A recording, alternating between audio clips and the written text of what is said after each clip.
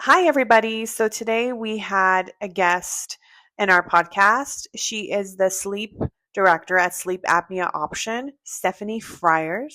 Very passionate about helping patients achieve a very restful, restorative sleep that they deserve. I've had the pleasure of meeting Stephanie, and before we did the podcast, I visited the office that she works at, and we had this wonderful chat about leadership. And today we talk about that more in depth, especially from a private practice. I've worked with clients who haven't really figured out how to have more alignment with their team as well as the doctor and leadership wise, how they're going to work together. And when I went to Stephanie's office, that was the first thing that stood out to me is they do such a great job of not only having an alignment with the team, but also the doctor of the practice and Stephanie. They just do a tremendous job working together and aligning goals. And they've created this wonderful positive culture. And so as you're listening to this, one of the things that I want you to start to think about is how Stephanie thinks about challenges. She embraces it with her whole heart and thinks of challenges more as opportunities. Whereas I think a lot of us as leaders, we tend to focus on the negative side of things a little bit more. And I think the more we tap into the opportunity part, the more we're able to help people, our clients, our customers, and the more we're better leaders for it. So let's stop talking. I'm going to stop talking and I'm going to have you listen to the podcast. Thanks so much. Hi, this is Leili with InVivo Leadership Strategies, and this is Integrity Over Scale podcast. Hello, welcome to Integrity Over Scale podcast. I am your host, Leili Sadaghiani, and I have a special guest here with me, Stephanie Fryar. Thank you so much for joining our podcast today. Of course. Thank you for having me. So you are a wonderful director and you're working with Sleep Apnea Options. And I had a chance to come to the office last week and see the office and talk to you about leadership, which was amazing. But I want to pause and we can talk about our experiences together and just ask you, tell me more about Sleep Apnea Options, what you do, what the company does. Sure. So we're sleep dentistry, which a lot of people don't even know that that's a thing, but we are basically treatment office for sleep apnea using oral appliance, which has to be made by a dentist. So it's a subcategory basically of dentistry if the doctor should choose to go that way. My role is director. Um, So I oversee the business. I pretty much oversee everything along with obviously the doctor. We have one coordinator, which that's the patient facing person, the one that handles all treatment, everything. And then we do have another person that is what we named our clinical support specialist. So yeah, it's a team of three, and then the doctor makes four. Amazing, amazing. What has been your favorite part of being in the team? Well, my favorite part is just honestly seeing how it's grown. When I first started with Dr. Allen, gosh, what are we at? June will be 3 years. I literally, day one, my first day was handed a laptop, a notepad, and a pen, and was basically, in not so many words, like, build it, and so to see it go from that Yeah. to now we have our own location. I have a team. It's not just me. I was a, a a party of one for quite some time out of those 3 years. So just my favorite part is just seeing how much it's grown, Yeah. and just remembering like, wow, this is where we started and we're still growing. We're not satisfied. We're going to keep growing, but just seeing that's probably my favorite part. Thank you. I love your story because one of the reasons I really wanted to talk to you is the culture that you've set in your office and then also the relationship that you have with the doctor of the practice. Mhm. Um And really what I wanna ask first before we jump in all of that is what brought your interest in this leadership role? Well, I mean, I'm just to be perfectly honest, we were moving here and I needed a job, Yeah. you know? And I answered an ad. And in the moment, it wasn't necessarily advertised as a leadership role because it literally was just me. So I was leading myself. Mhm, It was me and the doctor. It really didn't feel like a leadership role to me until we hired our first, mhm, team member that was under me. And so it's like, oh, okay, when it's just you, you're not really feeling like you're leading anything. So it wasn't until we started, hiring the team or even talking about hiring someone, then it was like, oh, I am in a but what interested me in just the position to begin with was it's just something I love to learn. mhm, Anybody that knows me personally knows like I research for fun. So just it was something new, as helping people, saving lives, adding a better quality of life to people that just, mhm. that was what really, really drew me. Mhm. I really wanna tap into going from someone who was individually contributing to now leading a team. I think there's 2 individuals that are in your team, but, Correct. 3 There's three of altogether. us. Yeah. What was Mhm. that transition like to go from yourself and then to team of 2 that you're seeing? Honestly, it didn't feel so much as a transition other than I can be kind of a control freak. And so me having to personally like let go of certain things.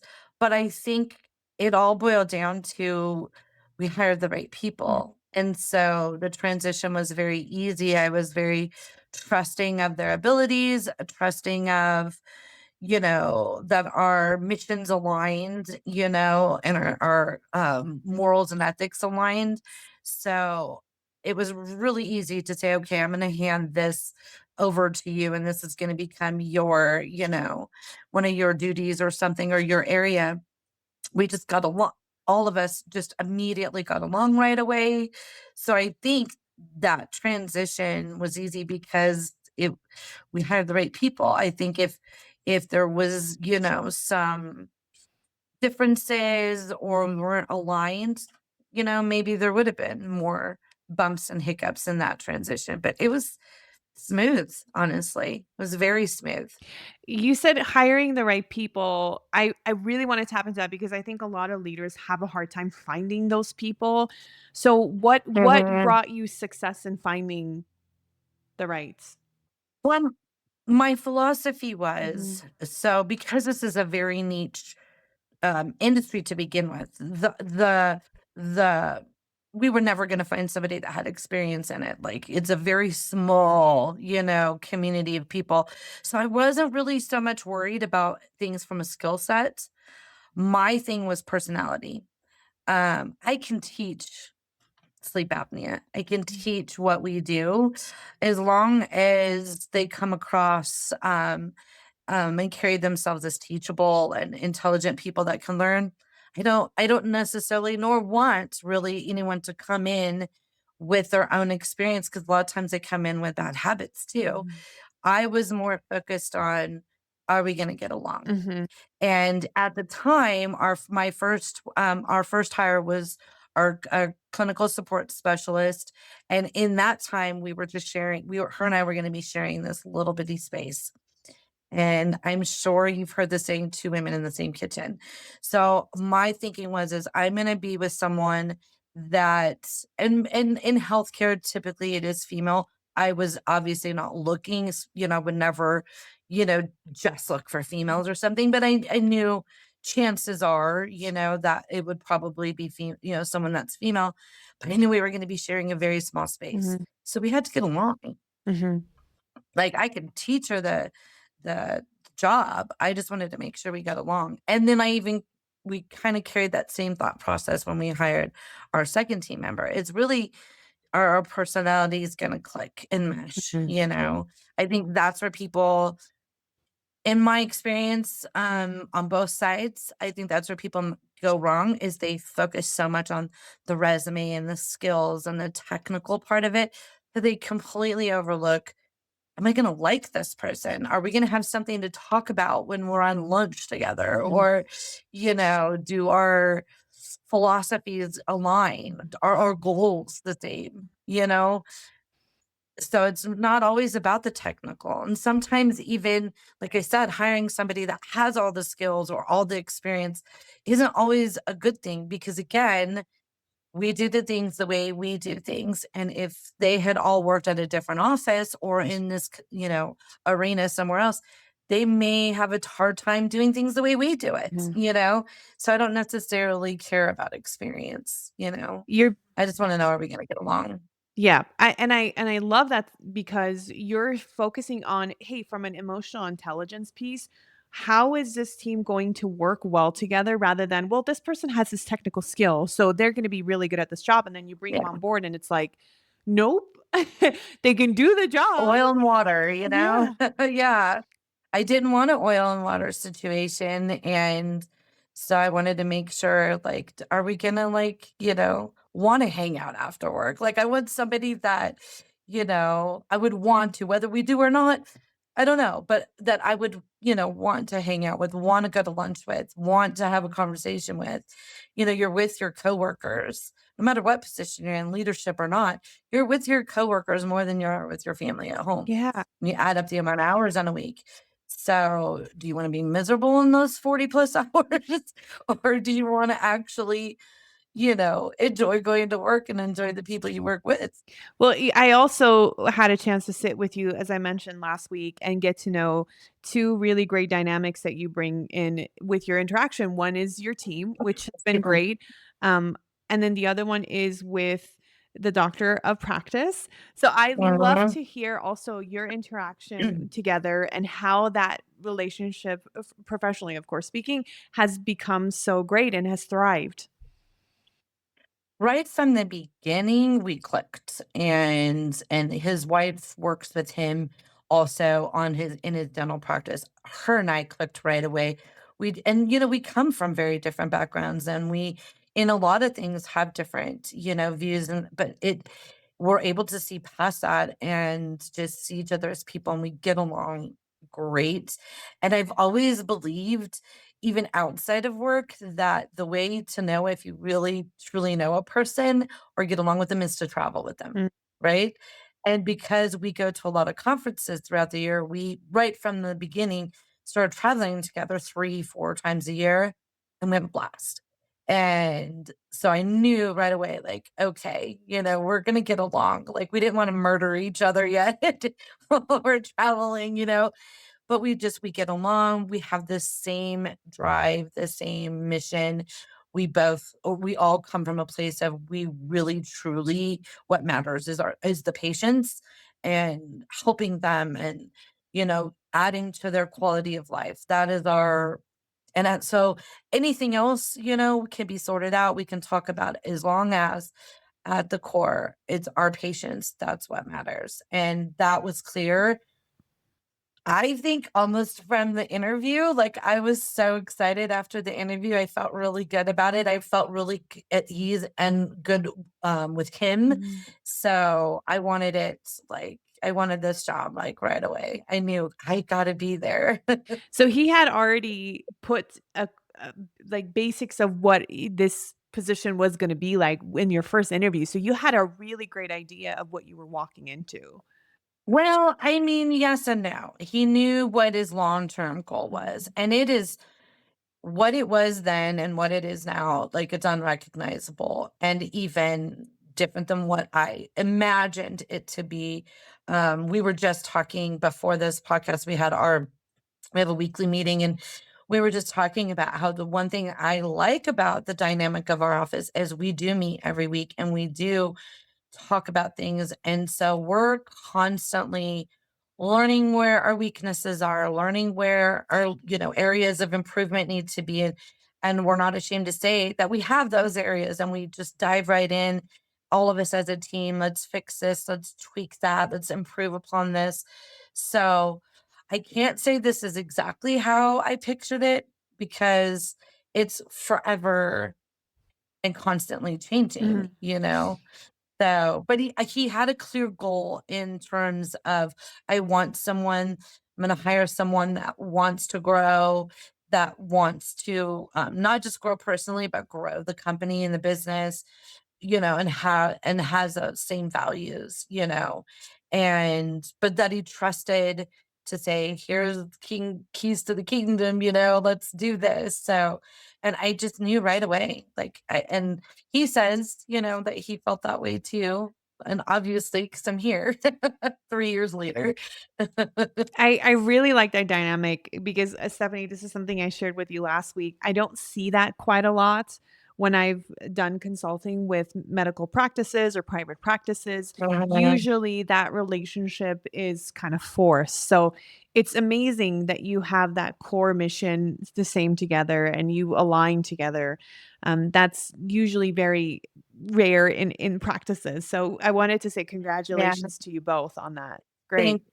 Thank and thank you for that, and I will pass that along to him because I really I feel, what's the word I'm looking for? I feel very honored that he trusted me, and I don't take that trust lightly or for granted at all. Because I too have been in, even not even just in healthcare, but just other businesses, other offices, that is not always, that's rarely the dynamic, honestly, So the fact that he is so trusting, and what's great is if we disagree, if he wants to do something and I'm like, well, I'm not sure I like that.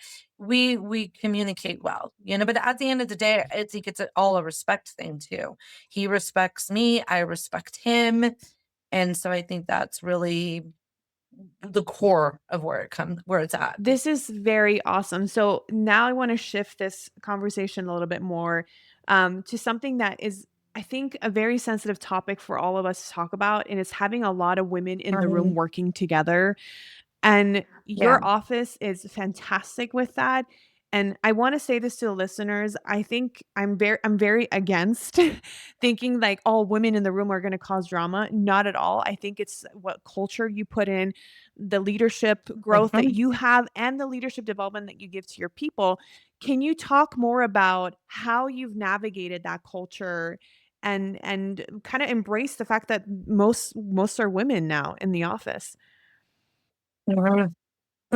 I think it's just, understanding we all have our own stories. We're all coming from our own childhoods even. We all come from our own walks.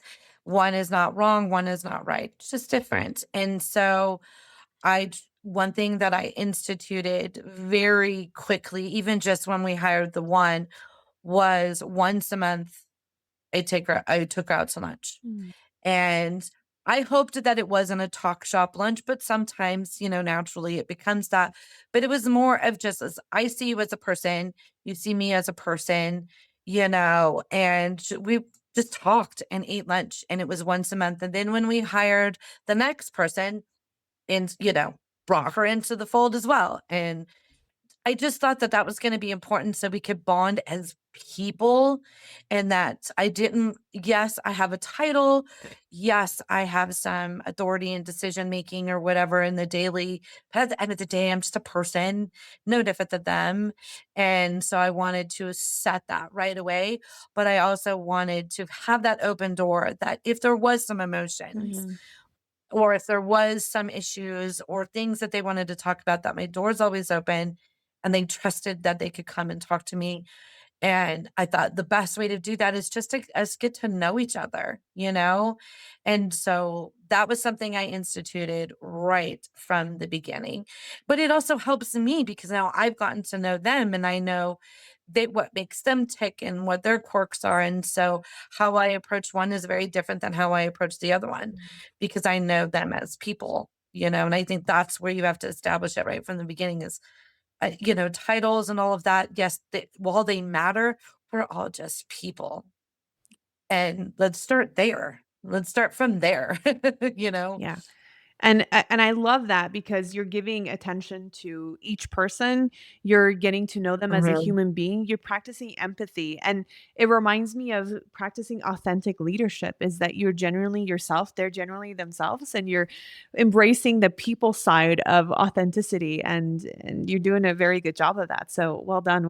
Well, thank you. I appreciate that. Thank you. Yeah. So another question that I wanted to ask you, because I always find practices fascinating, is when it comes to leadership, what's been the most challenging experience? Mm, challenging experience. I mean, these girls, I love them so much and we get along so great. It's hard to even think of I mean, there's a lot of things in the world today and society today that people have difference of opinions on, and just helping us navigate that. I guess that would be the most challenging. Because when it comes to our patients, when it comes to the work itself, there is no challenge. We all have the same goals. They're all fluid and flexible in our ever changing industry. So I don't even find that a challenge. So I would say just, you know, differences due to things going on in society and just all of us, Mhm.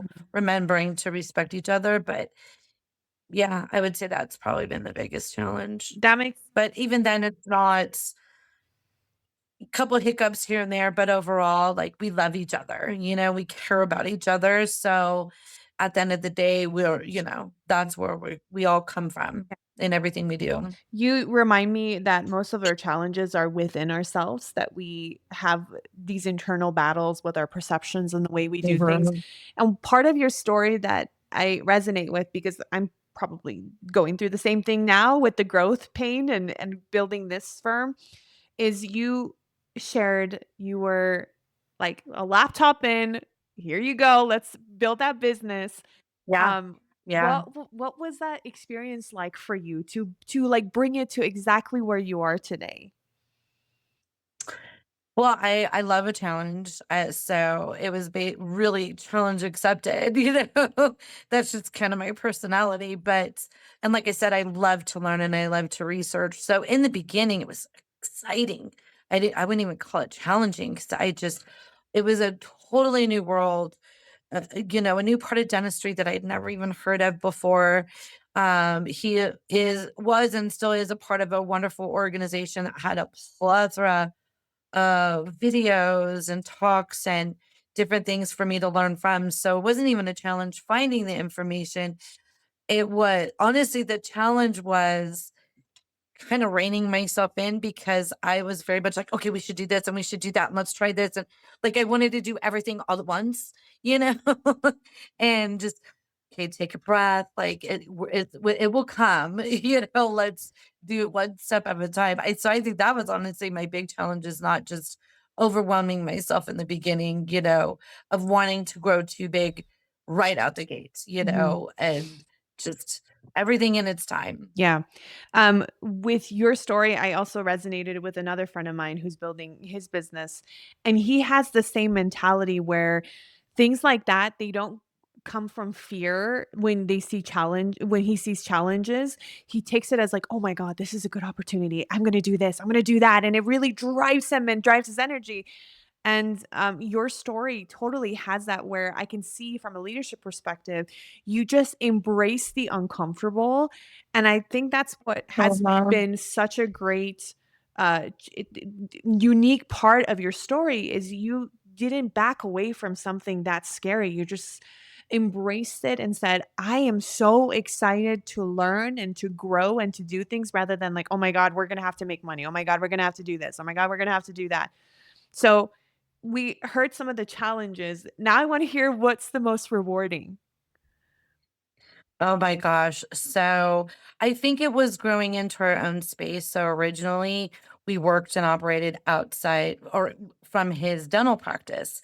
And we had this opportunity just drop into our lap pretty much last summer or last spring to where we are now. And I remember we had this big grand opening event. We moved in August. We had a big grand opening that we worked with the chamber on and all of this stuff in October. And there was a moment, and I shared it with the girls. There was a moment when we're sweating and putting everything together and all that goes into planning a big event, right? And I just stood there and it was like I had this flash of my first day of being handed literally a laptop, a notepad, and a pen, and just seeing like we're in our own space. So it's kind of a two-part answer. So there was that. But even prior to that, when should back up a little bit, when we signed the lease, we knew we were moving in and we're just getting things prepped and ready. We knew we needed signage. And the landlord requires a certain type and, whatever. So the doctor is working with our print person to get the signage on our door done. And he comes to me one day and he's like, "Hey, Stephanie, I need you to like look at the sign with me. We got the proof." And I'm thinking, why do I need to look at why do we need to like discuss it? It's a template that the property management requires. It's kind of a no-brainer. It's your name. Like, what do I need to look at it for? Okay. And I look over his shoulder and he had surprised me and added my name to the door. So it's, it says Sleep Apnea Options, our suite number, then of course his name, then, the initials behind his name is the doctor, and then it says Stephanie Fryar, director. And he totally surprised. It was not even there wasn't even a secret hope for it. Like, it was literally not on my radar at all that was even a thing. Like, it just never even occurred to me that it was.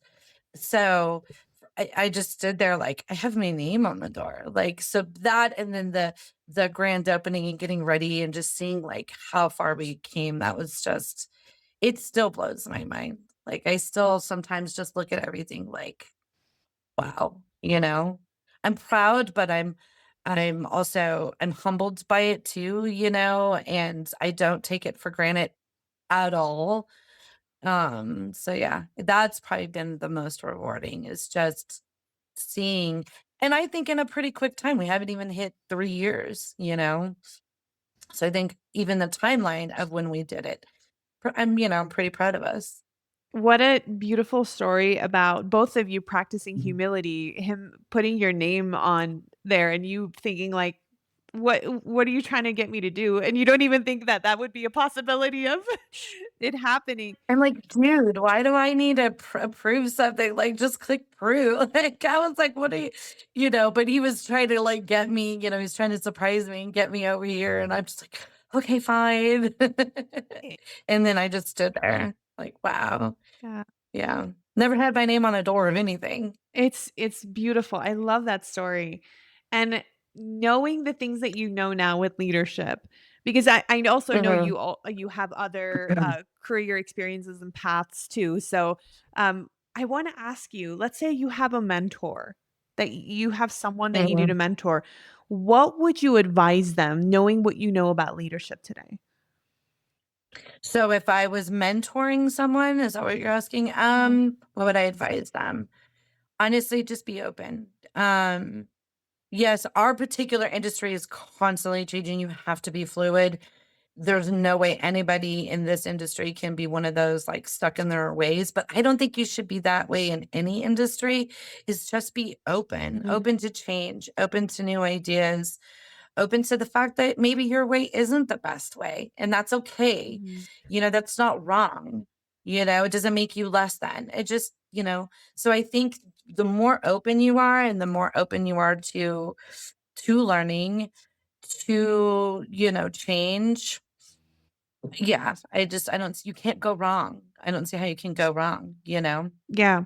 And for individuals, let's say, that are having a hard time with that, to be open and they're really stuck in maybe Mhm. fear, maybe anxiety, how would you advise them to walk away from that or walk away from the anxiety? Well, I mean, honestly, that's a hard one, right? Because I'm sure if someone has that much anxiety in their workplace, it probably is also in their personal life too.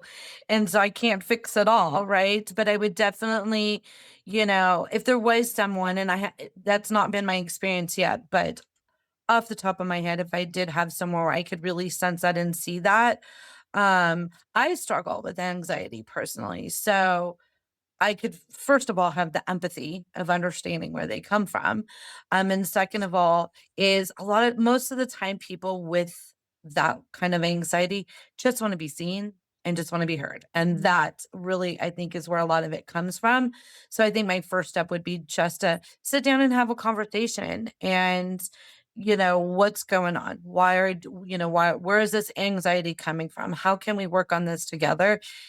Being seen, feeling heard, and knowing that you're not alone, I think is a great recipe to overcoming a lot of anxiety. It may not fix it all, but I definitely think that's a great place to start, and having that trust to take that breath, and maybe you're like, "Oh, I don't need to be so scared.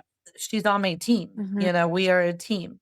So Mhm. I think that would be a great place to start.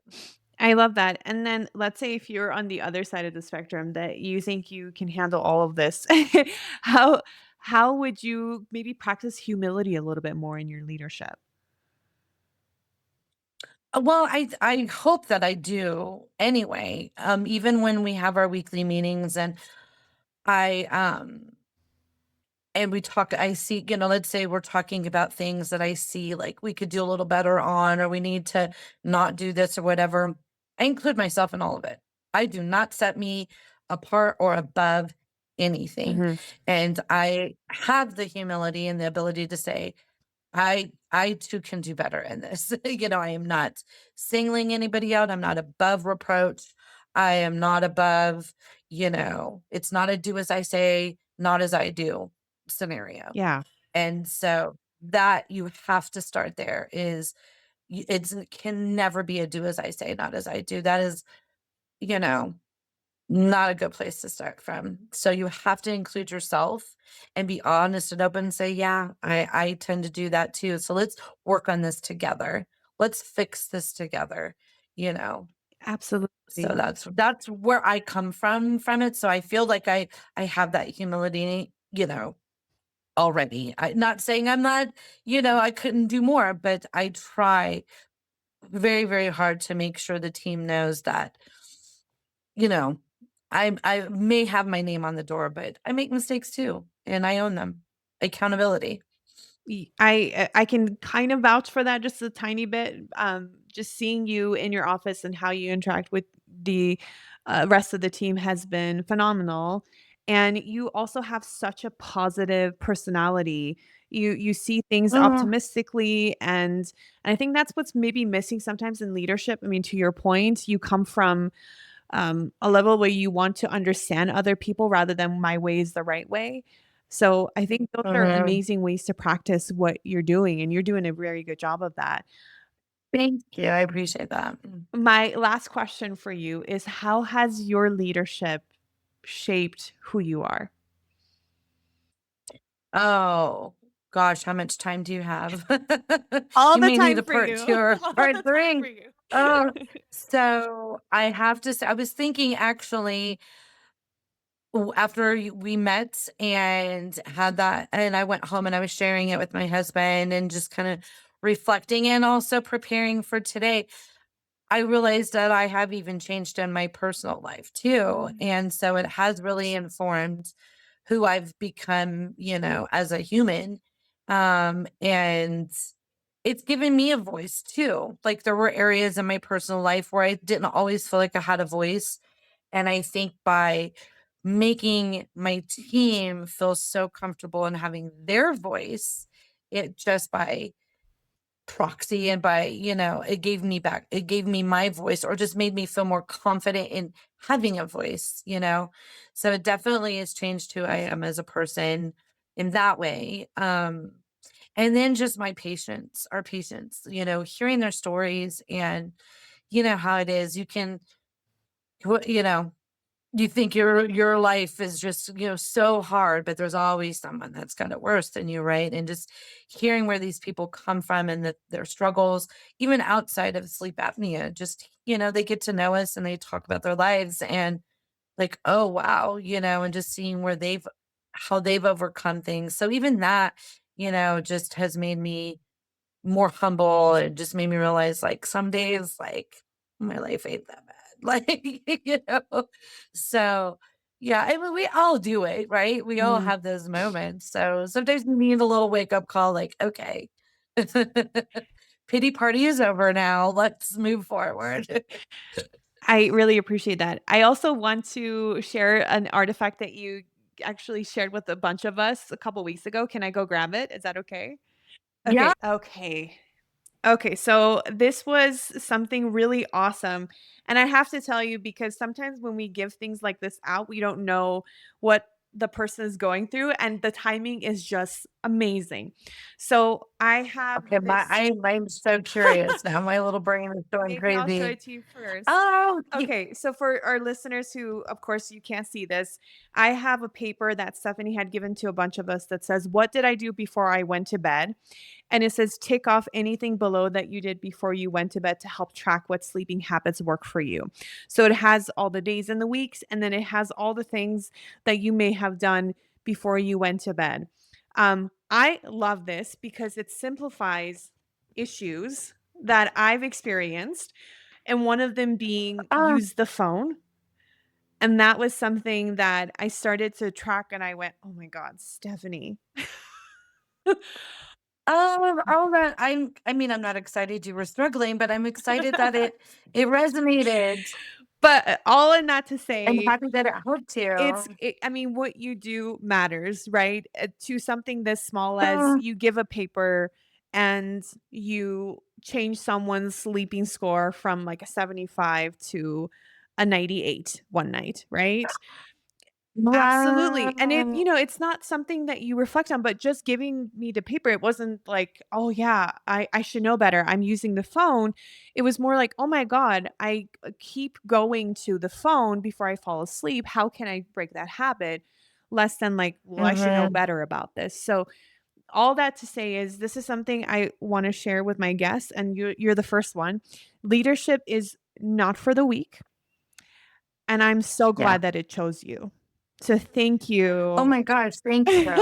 Thank you so much. Thank you You're for gonna make being me cry. Oh, you make a difference. Your practice makes a Oh, thank difference. you. Please keep practicing good leadership. We need more good leadership out there, and this is what this entire podcast is about. Thank you for choosing integrity over scale. Appreciate you.